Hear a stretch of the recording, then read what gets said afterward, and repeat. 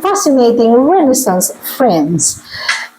This October, literature steps out of the classroom and into our lives, not as words printed on a page, but as timeless truths for living and aging wisely, gracefully, and wisely. In the same way that August and September, we took philosophy out also of the esoteric science field and make it an instrument or a tool to help us come up with our personal philosophies so that we can live wisely, gracefully, and elegantly in this autumn of our life. And we will do that the whole month of October. Okay? Now, have you ever thought about life, okay, being simply a grand performance, like a stage play where all men and women, you and me, are merely players, using scripts and all of that? Well, for Shakespeare, okay, he thinks exactly the same way. And we will, even after several centuries, later, from the time that he was really flying high as one of the greatest writer in English literature up to now, his timeless truths, okay, would always be relevant. Okay, let me see that. Okay, who is to begin with? Who is William Shakespeare? I'm sure you know who he is. Okay, but he wrote a lot of essays, poems, sonnets, tragedies, comedies, and it's in one of those comedies. Okay, the title is "As You Like It."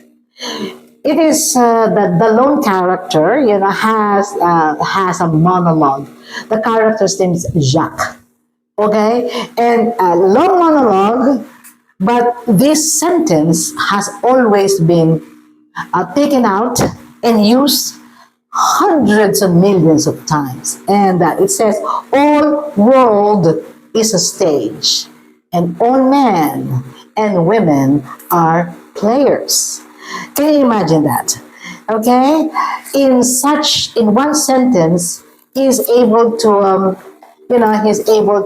summarize the whole of humanity in one beautiful metaphor. First, what is a metaphor?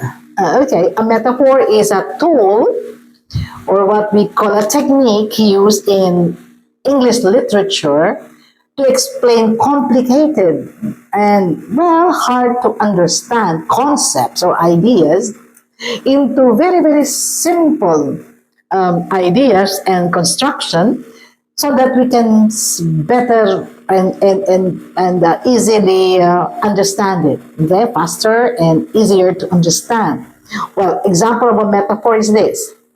Life is a game. So it's just like saying life is like a game.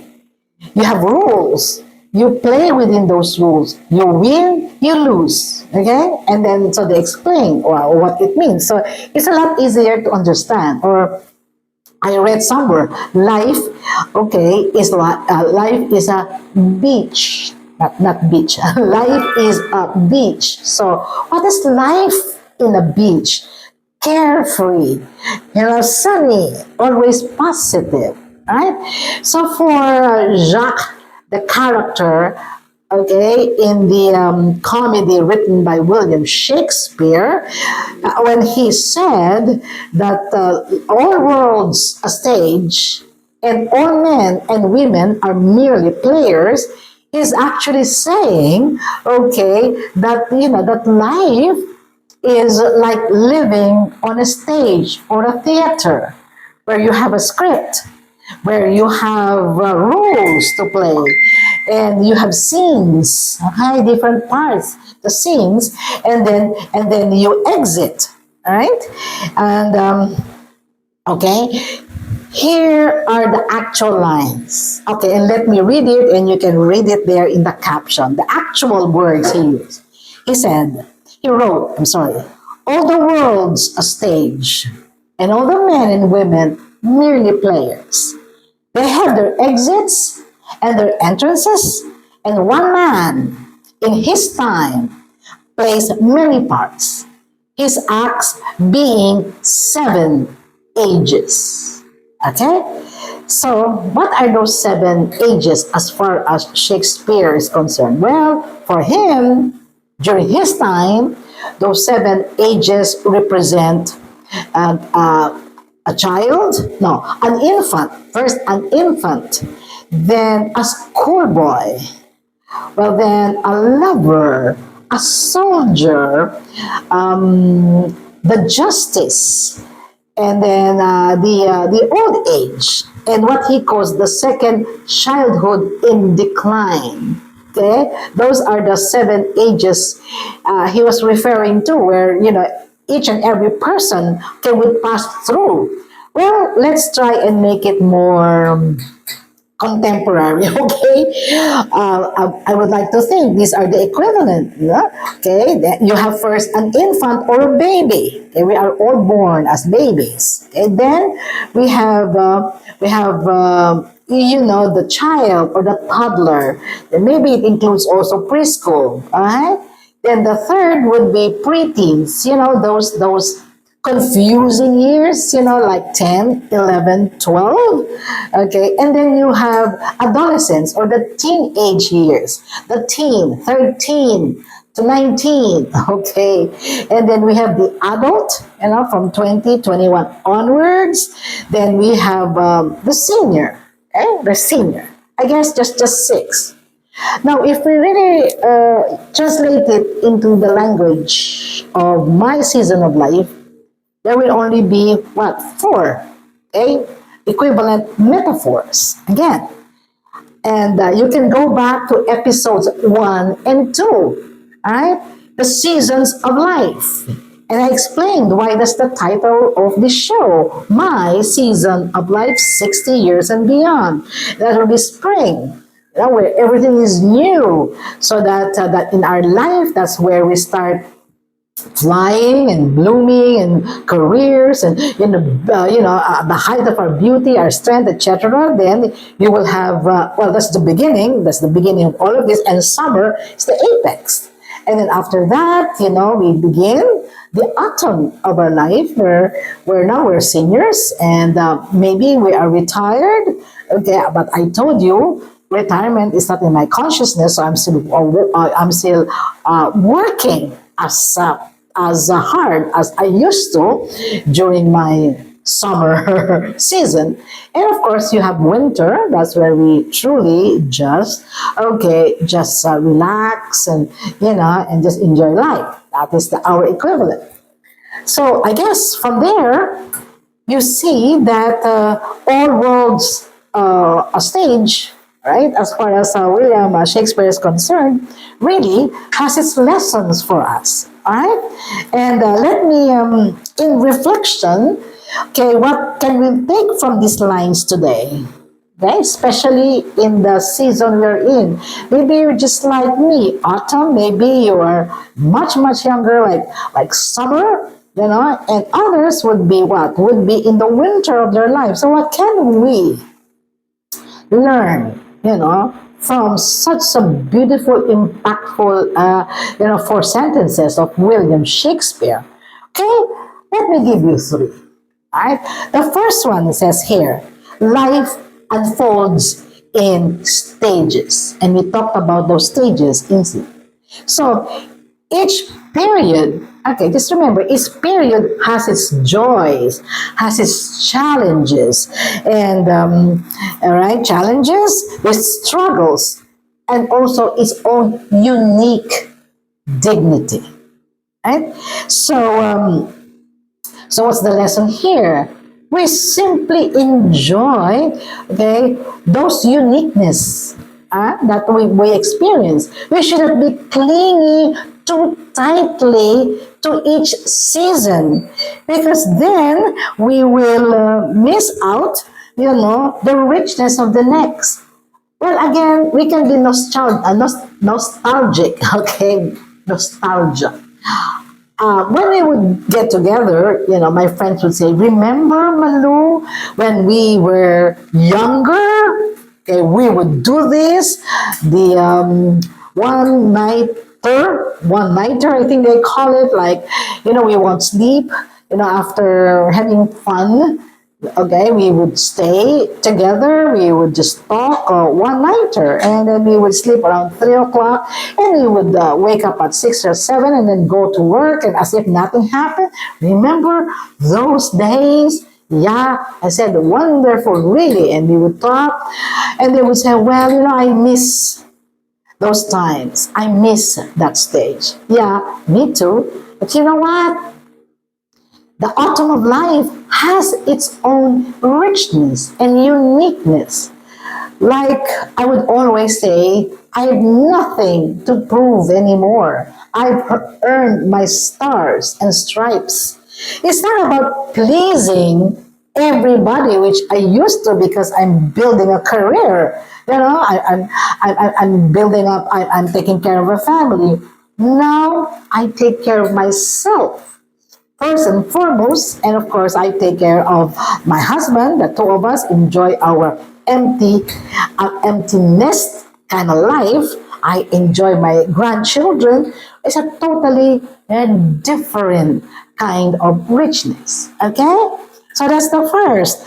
We have life unfolds in stages, and so we experience the dignity, the struggles, the joys of each stage, and not cling too much, okay, on each stage, because we miss the richness of the next. Now, second lesson we can take from here is identity evolves. Okay, one person, me, okay, I evolve. I play different roles. First, as a career woman, I am still a career woman. Then I got married. I became a wife.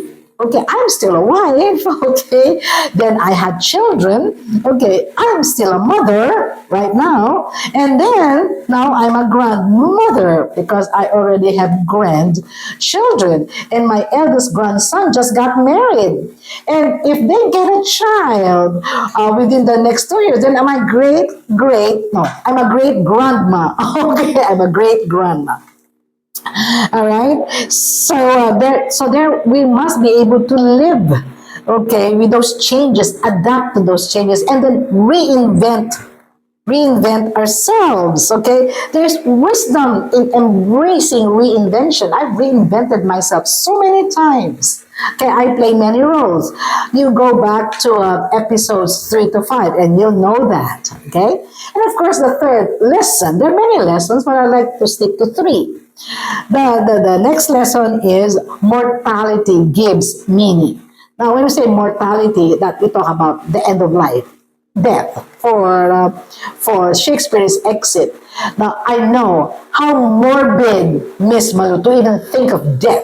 We don't want to think of death. Yeah, right. But Shakespeare is not talking about death per se. But, we will get there. Okay, sooner, later, one way or the other. But he was actually saying, since we know that is our end, then we have to live life fully at the moment. I guess that's what he was saying, to perform our parts with presence so that when the curtain falls, we will have no regrets. And I guess, for me, this resonates very, very deeply as I think of my own journey. The years I spent building a career, the years in family life, building a family, seeing them, build their own families, the years now in reflection and sharing of wisdom, which I am doing right now through the channel. Each stage has been a role. Okay, some roles I chose, some I didn't, but all the roles I played, the major roles, I chose that. I chose those rules. Okay, but looking back, I see the continuity, the thread, okay, that weaves through all of this is still me. Okay, still the same actor, still the same, okay, person playing different parts. Okay, so my dear friends, let me leave you with this thought. If life is is a stage, is a play, is a performance, then let's act our roles with grace, with dignity, with passion, and with courage, okay, so that when the curtain falls, there will be no regrets.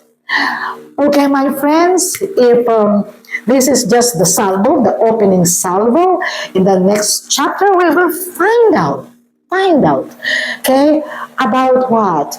About, about pride and where it brings us, and humility, where, it brings us higher, from another, okay, literary figure. Until then, please don't forget to like and subscribe. And so, my dear, fascinating Renaissance friends, this is Miss Malu, your co-sojourner in this autumn of our life, in this particular scene in the stage of life,